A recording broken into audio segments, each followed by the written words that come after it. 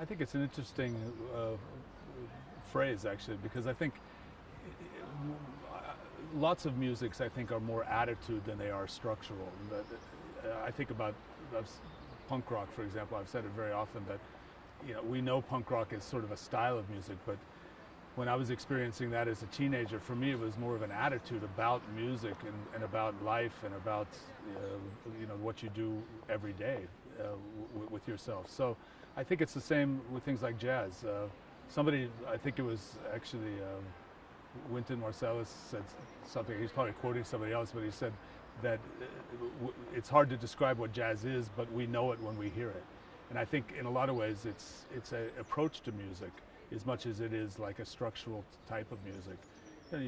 It's a certain freedom of expression, and certainly jazz has had so many hybrids over the last 50, 60 years, 70 years, that it's really hard to say that just strict like bebop trio is not jazz anymore. It can be a lot of interbred hybrids of lots of different things.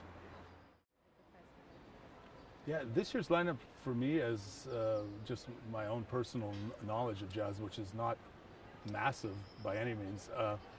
I didn't really know a lot of the artists. Last year I knew many of them, for example. So I find that exciting in itself, that it seems like a really fresh, at least from my perspective, a really fresh look at jazz.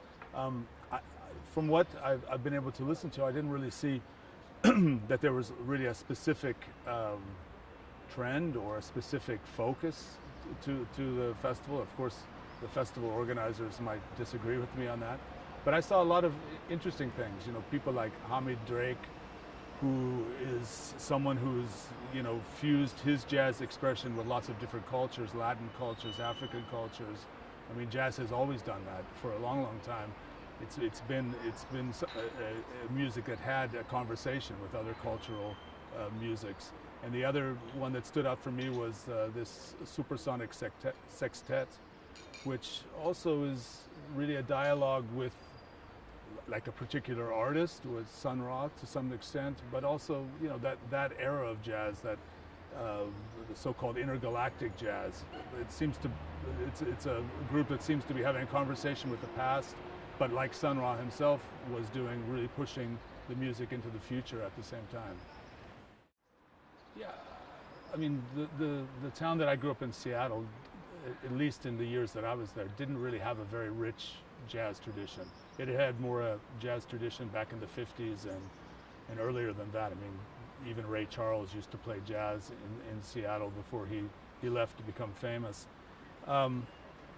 So when I came here, it was really interesting to be in a city that had a very vibrant and jazz festival and a really long tradition of having a jazz festival. So I was a little, at first I was really like a kid in the candy store. It was so exciting, every year when the jazz festival came, to be able to experience artists that I had only ever really heard about, but I had never really been able to see play live and in person. And that, I say my relationship to the jazz festival has continued, since I've lived here. I look forward to it every year. I mean, sometimes I'm traveling, I can see one night or two nights. Last year I went every night. This year I will probably do the same.